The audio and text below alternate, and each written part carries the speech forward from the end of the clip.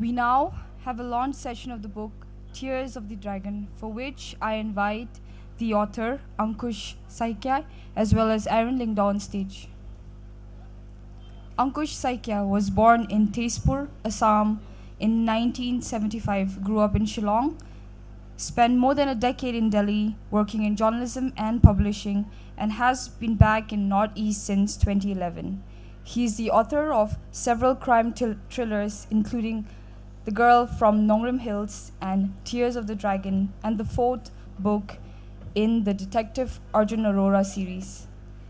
Aaron Yan Lyngdoh is a lifestyle journalist, fashion creator, and television host and producer. He is currently the host of Doordarshan Meghalaya's Shillong Bus, a talk show that highlights the journey, efforts, and achievement of people and communities from the region. Good evening, everyone, and welcome to the session. First of all, I see happy faces in the audience, familiar faces. That means it's a good time to start the conversation. The gentleman to my right certainly doesn't require further introduction, hence I won't dive into that at the moment. What we'll do is we'll get straight into the conversation. Right, Ankush? Let me remind all of you that Tears of the Dragon is Ankush Saikia's fourth book in the Detective Arjun Arora series. And this session, we're celebrating the book and, of course, the author. So I was thinking we will start the session by asking Ankush to read an excerpt and then have him explain to us what he's reading, just so we get a taste of the book, all right? And then we'll sort of take it forward from there. Ankush, welcome to the session. Over to you. I had forgotten I'm supposed to read an excerpt from the book. So anyway, just a brief introduction. It's about, is the fourth book in the series, and so it's about this detective based in Delhi. And so this is set in Delhi, Calcutta, and in China. So the China setting I thought was interesting because I have an interest in the country, and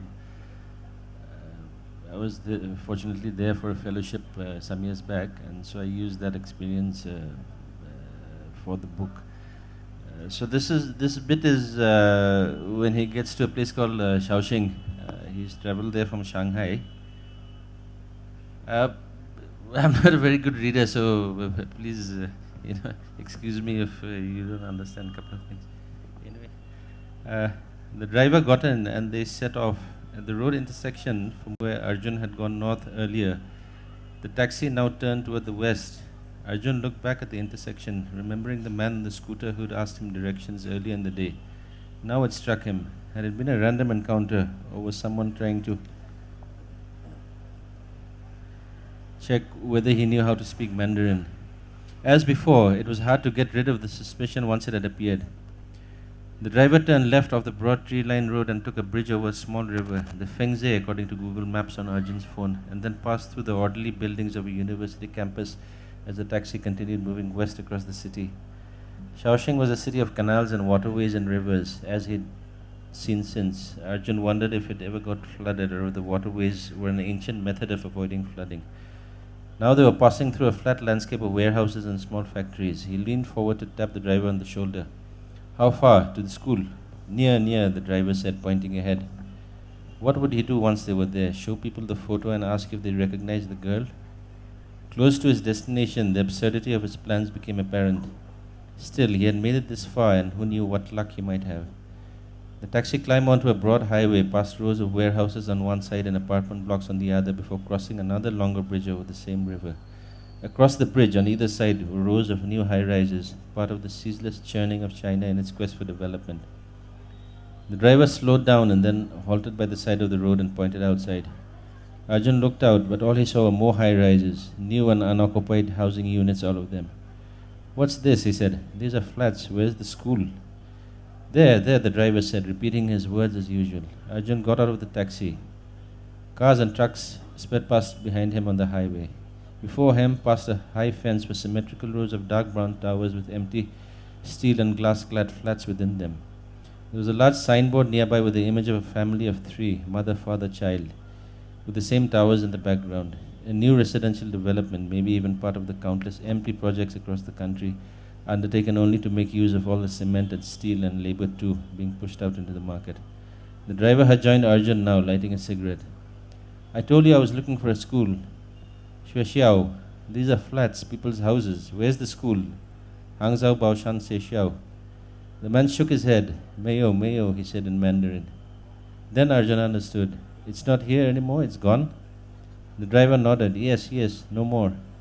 When? Which year? The driver scratched his head and thought. 10, 20 years, gone. So that was it. How stupid of him to have imagined that things would have stayed the same in China, of all places. The one country where the past had been turned upside down. He accepted a cigarette from the driver and then took out his phone and called Vivek Call. So, that's it. All right, you know what? Tears of the Dragon saw the light of day after 4 years. You took to X, formerly Twitter, to acknowledge these glossy covers. What went through your mind at that point in time, and how excited were you when you saw them for the first time? No, not excited. I think more of relief, that it's finally out and I'm done with it. And it took the first 3 books in the series came out pretty close to each other, 2015, 16, and then 2018. And then this took another 5 years. Actually 4, but the publishers sort of delayed it. Part of it was because I was waiting for the China trip, and I knew I wanted to use the setting. And but after that too, it was pretty hard to write it, because it's set in Delhi and then Calcutta and then China, and then to sort of link all these things together. And I mean, writing a series of this sort, it doesn't get easier. It gets, if anything, it gets harder because there's so much behind which you have to sort of maintain. Sort of take care of things, the continuity, as they say in movies and things like that. So yeah, it was more of a relief. I was in Tezpur, then I came back to Shillong, and then the courier packet had arrived that day, and then I opened it, and I was pretty surprised because I think they did a glossy cover, so I was, I was thankful about that. Well, fair enough. Let's talk a little bit about the series. Before we jump into the book, because I wanted to know, how did you create Detective Arjun Arora, and what was your inspiration behind it in the first place? The inspiration, I think, is anyway. I mean, I just met Aaron today itself before the session. But we spoke over the phone a lot of time. Yes, we spoke on the phone, and then we immediately discovered a common connection, Delhi, which both of us happen to like. I mean, I think it's got a lot of bad press, but it's one city where I think. Once you spend enough time there, it sort of grows on you, it's a tough place, but yeah. So I was in Delhi for a long time, and then I came back to Shillong in 2011. So, there's always this idea of writing something about Delhi, but I couldn't seem to do it when I was in Delhi, maybe because I was in the place itself. But once I was back in Shillong, it was easier, at a distance. And actually, the initial idea was to have a sort of a cop, a Delhi police character.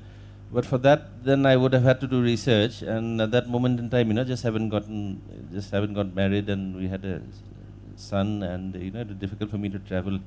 So I thought, okay, let's just make him a detective, Yes, it was about Delhi, because the first book, Dead Meat, it's purely set it's wholly set in Delhi. And so more than the character, I think what I wanted to capture was this Delhi during the summer, with, the heat, and this character who's sort of going round and round in circles and getting deeper into his, not just his personal problems, but, the crime and the grime of the city, he's sort of slowly sinking deeper and deeper into it.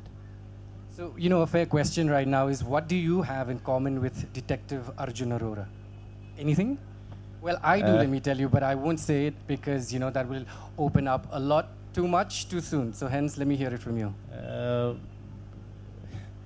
It's a bit difficult to acknowledge this, so I try and say that there's not, but I think we're both loners in a way. And because the last place I stayed in Delhi was CR Park for 5 years.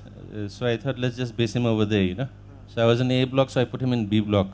So if you ever go to Delhi, there's the park over there, and then there's a house on the left of the park, which I sort of imagined is where he stays. Fair enough. So, for the benefit of the readers who've not had the chance to read any of the books in the series, can they start with Tears of the Dragon and then sort of go on to read the remaining books, let's say from 1 to 3? Yeah, definitely. All the 4 books are like, what do you call them, standalone. You can read them in any particular order. But of course, I would prefer if people start from the first and then sort of work their way up. Like you said, so you want each book to stand on its own. That's fair enough. However, having said that, what is that common thread, if you will, connecting each book in the series? There's a sort of a supporting cast.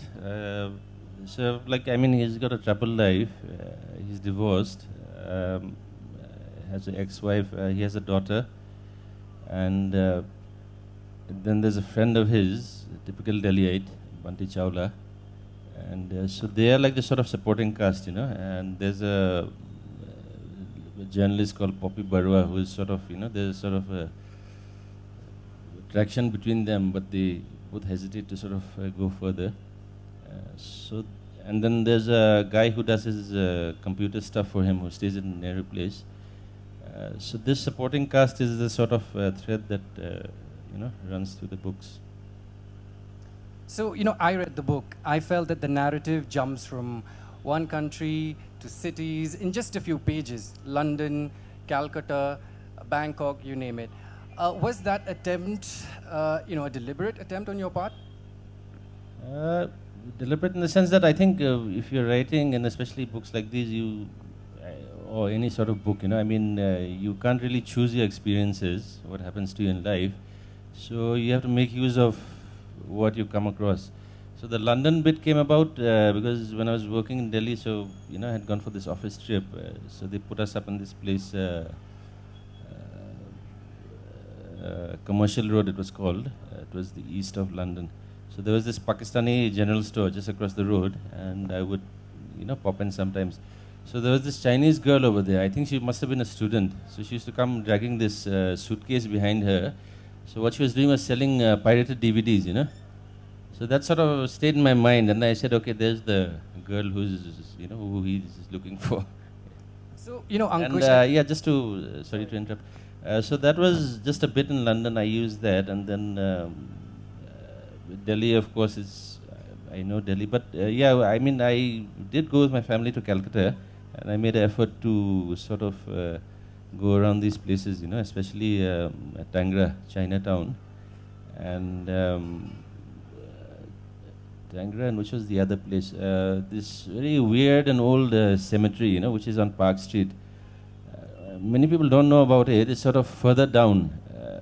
What is it called? I think South Park Street Cemetery or something. Yes. Yeah. So it's got these, fantastical obelisks and, cenotaphs and things like that from the 1700s and the 1800s, So I just had to sort of have him sort of enter that place, and then, of course, then you invent a sort of connection that he had when he was in the army, posted at Fort William, and then he visited that place with a girl, and so those are memories that he has. Right, so give us an analysis of how your, the process of your writing, how has it changed throughout the series, if at all? I think it's important to, what I realize is important, I think, not just for books like these, but for any narrative that you're doing. Because I've always been a sort of instinctive writer, I think it comes out of my own stubbornness maybe, so I just sort of sit down and do what I feel like. But what I think is very important is to have an outline.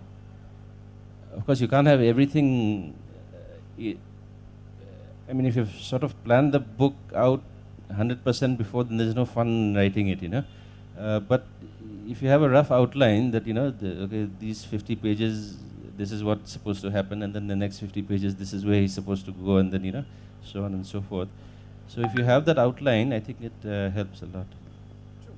Not that it makes the writing easier, but I think if anything, it's, harder writing the older you get. Well, fair enough. I want you to dwell a little bit on your female characters because, if you read the book, I felt they were fearless, almost independent of other characters.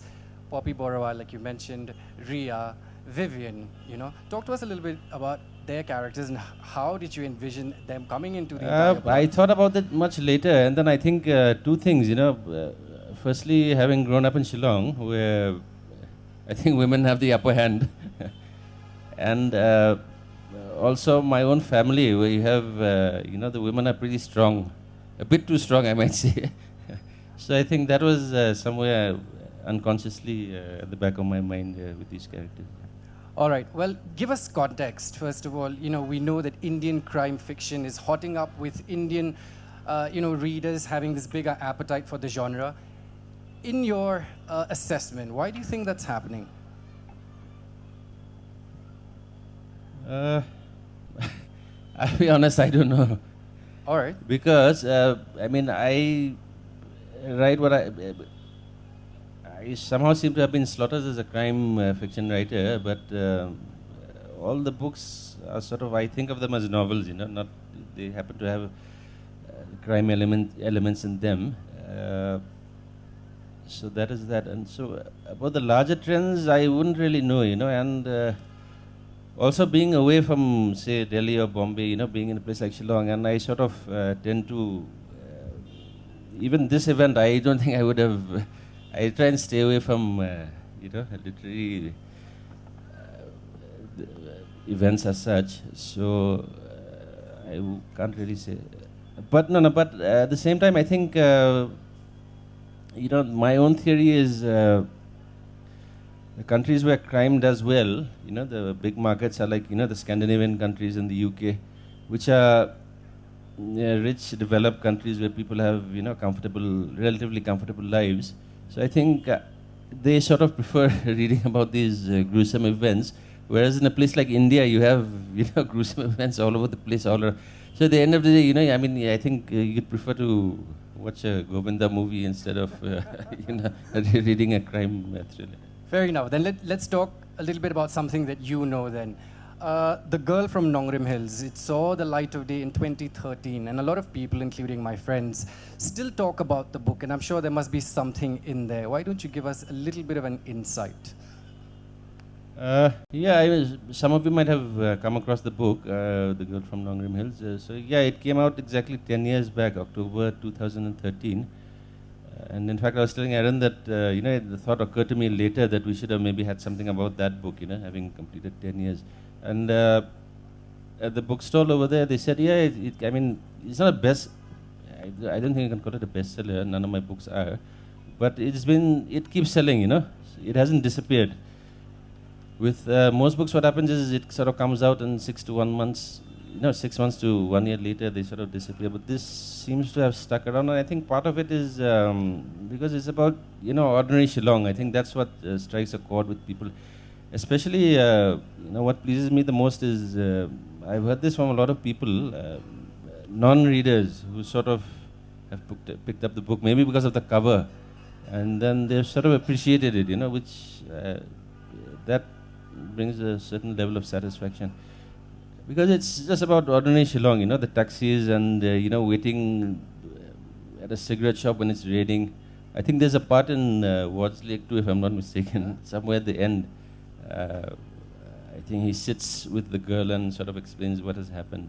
So, it's about everyday Shillong and the Shillong that I experienced, and also the changes which were happening then, and you still see it now, that old Shillong sort of disappearing and this new class emerging. So that is, I think, there the backdrop. But, that's what I never consciously thought of these larger themes as such, which I don't think you need to. If you're writing, honestly enough, the larger things are sort of, they automatically are present. So, Detective Byomkesh Bakshi, we all know Detective Byomkesh Bakshi. He's very famous among a group of people. How do you envision Detective Arjun Arora, achieve, let me call it, cult status? Byomkesh Bakshi, I think, is a product of a certain era, and Byomkesh Bakshi and Feluda, I think those two names keep cropping up. And as for Aurora, he's somebody who's, I think, not a. He isn't a sort of Sherlock Holmes kind of character. He's more of a everyday man. I think he's just a bit more tenacious and not letting go of things. But how would he achieve cult status? I don't know. But then again, after I wrote Nongram Hills, then I wrote the first book in the series, Dead Meat, which was, when I was here in Shillong, I think that was in 2013 it would have been. And so, yeah, it came out in 2015, so that's 8 years. So even that book hasn't disappeared, so it's around, people are reading it, and then, so I hope that, once they've read the first one, hopefully a couple of them at least go on to try the second, third, and fourth books. See, I have a question which everybody would be interested, I suppose.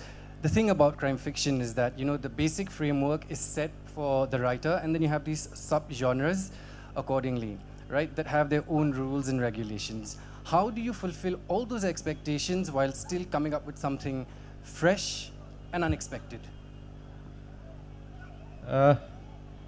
Fresh, I think, because, like somebody said the other day, someone from Bombay said, well, Dead Meat happened way before things like Delhi crime and stuff like that, So I think the setting was new. And, but to answer your question, growing up, I never read much of crime fiction. So while writing Dead Meat, I actually ordered when I realized that, okay, this, like I said, I wanted to write a book about Delhi, but then it just so happened that it veered off into this direction with the detective and, crime. So then I realized that I knew, I didn't know much about crime, so I ordered a couple of books on Amazon and sort of took it from there, Fair enough. Well, as cliche as it may sound, will you consider writing Tears of the Dragon as a screenplay anytime in the future? Yeah, I could do a screenplay, but somebody has to approach me, Already? Yeah, somebody has to approach me. The series has been optioned a couple of times, in fact, but nothing seemed to have worked out. Bombay is a different thing altogether. It's so I've sort of stopped thinking about that. It's better just concentrate on the books and hope something happens. I think we still have time. I can squeeze in more questions. Will there be a fifth book in the series? Anything in the pipeline? At the moment, I really don't have plans for a fifth one. Even though I would like to have another book out there, Okay. saying that, okay, this is, these are the 5 books. But like I said, it gets harder, and also I think there's a certain amount of, when you're writing about the same character over and over, there's a certain amount of fatigue that sets in. So let's see, maybe after a couple of years, I might do another one. Well, before I invite questions from the audience, I didn't tell this to Ankush, but we'll do a rapid fire. I seldom do it on my, with my guests on TV or otherwise, but let's call it the Ankush Saikia rapid fire. All right, they're not random questions, but well thought of. Are you ready? Okay. Morning person or night owl? Mostly a morning person, I guess. All right. Plotter or panzer? Plotter or panzer? As in, you're right. Yeah, plotter, I guess. Yes. Okay. X formerly Twitter or Threads? Yeah, Twitter. Fair enough. Because I opened a Threads account, but I can't seem to log in because I've forgotten the password. And yeah, because it's linked to your Instagram thing too. Now, if I change my Instagram password, Instagram I can log in automatically, but Threads is you have to put in the password, so I've forgotten. And it's the same for both, so there's a bit of a problem there. Okay. What's the scariest thing you've done?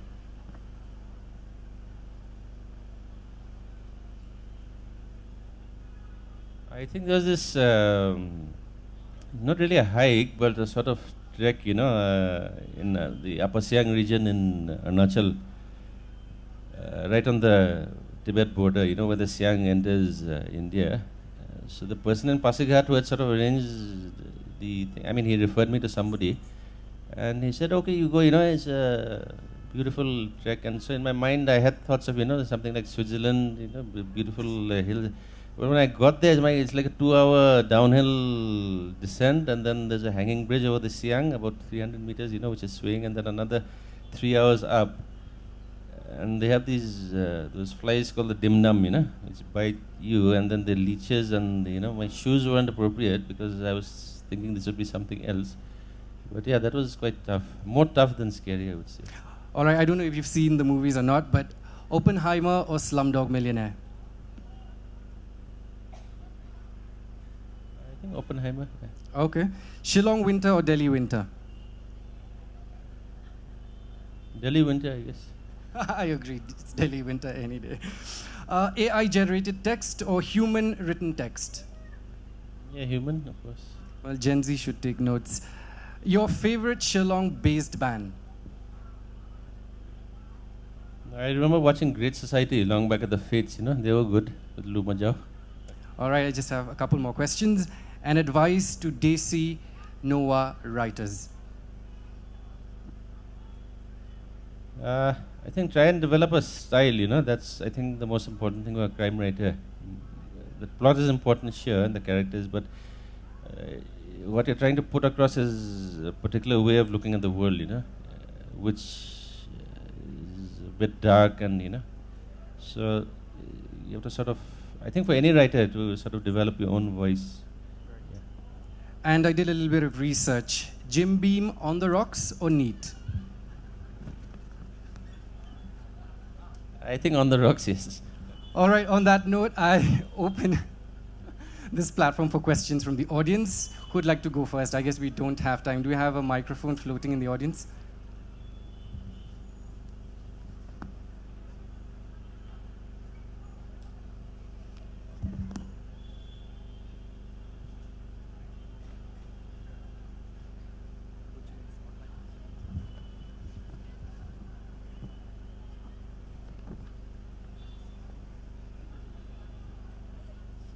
Can we get a microphone, please? What should I give?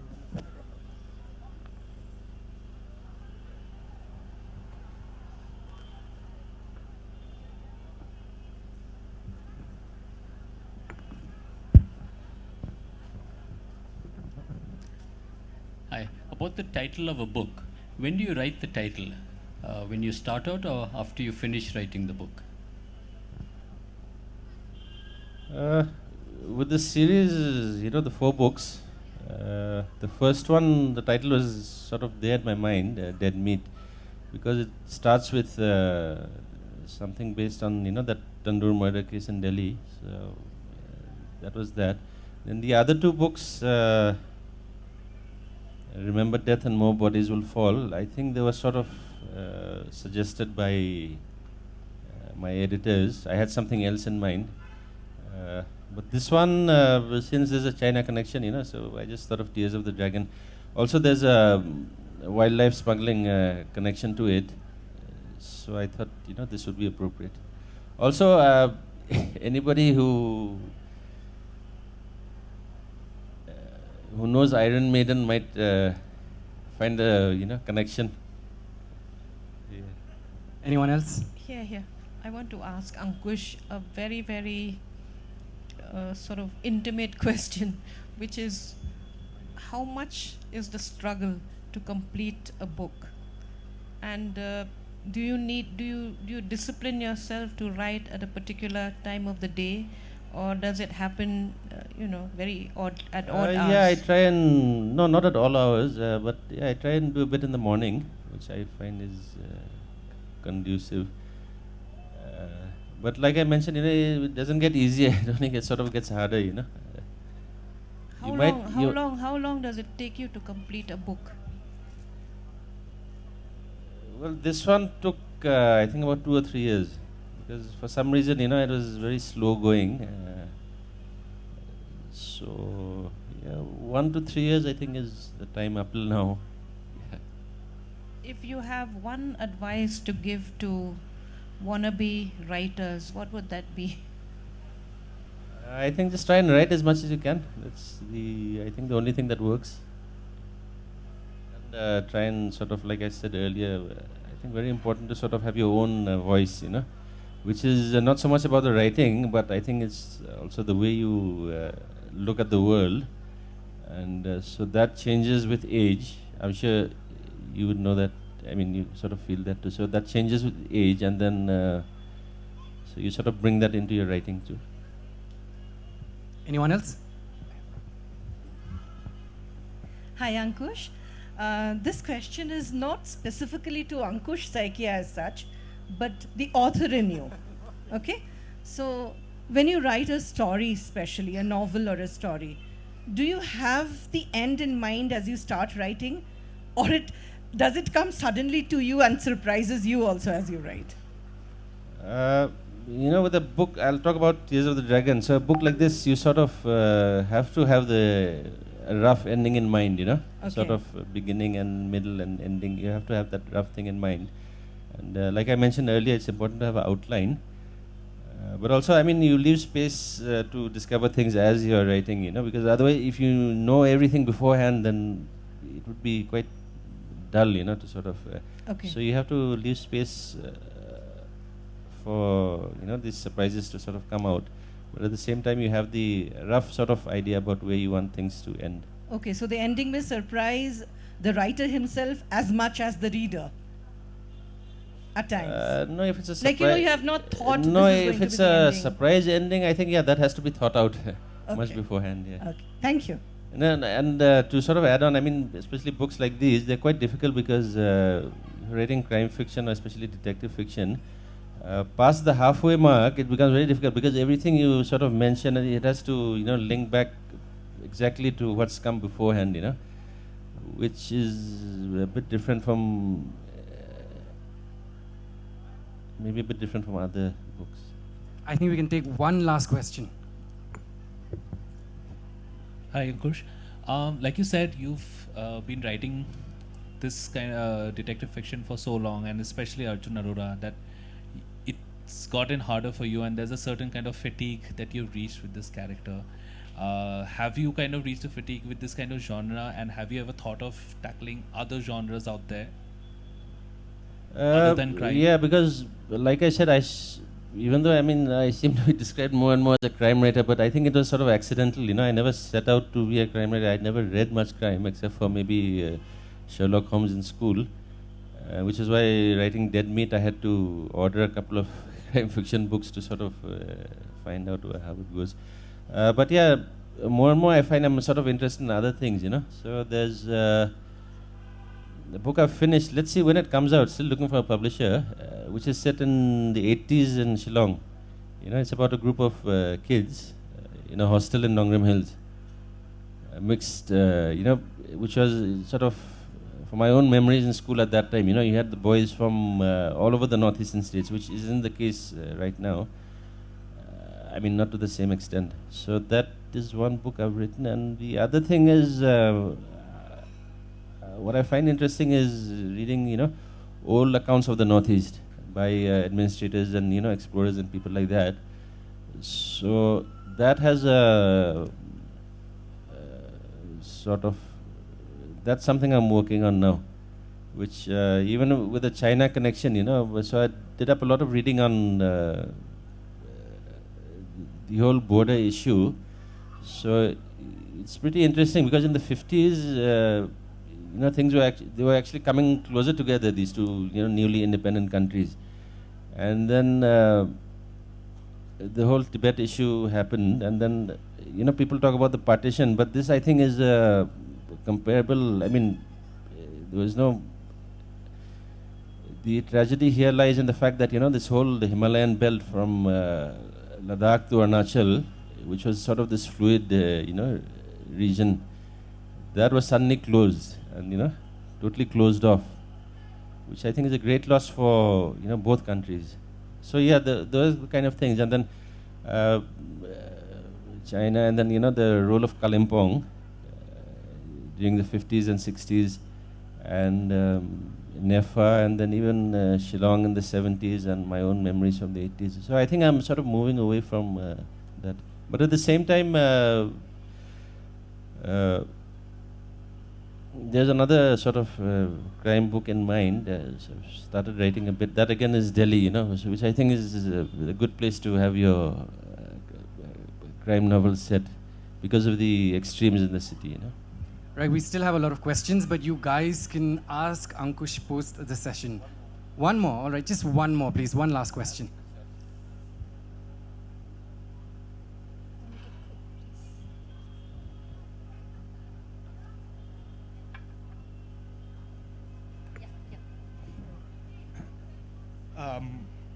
Good evening. So I just started reading this. I'm halfway through it, and while reading it, I see that your style is very reminiscent of like old 1970s crime thriller movies, and like I want to ask like if that's like a deliberate decision on your part for it to be styled to it in that way, or if it's more of a subconscious way, because must be subconscious. Okay, I watch not a lot, but yeah, movies do have an influence. So I think that's something subconscious, yes. And also in the beginning of the book, I see that you quoted a song by the Dire Straits. So does like 1970s music really have an influence on your work? No, that particular song I think is from the 80s. Not a song I'm particularly fond of. I think it's, what is it, Private Investigations. But there's a line over there which I think is, more than the book, is suited to the character. Because the song, I think the line goes, what does it say? This is my investigation, it's not a public inquiry. So it's about this one person, you know, following this path. Yeah. Okay, thank you. Thank you. And that does it for us here, ladies and gentlemen. Let me remind you once again that Detective Arjun Arora is back. Pick up a copy if you haven't already. Please give it up once again for the prolific author, Mr. Ankush Saikia. Thank you all for being here. Thank you. Thank you, Aaron.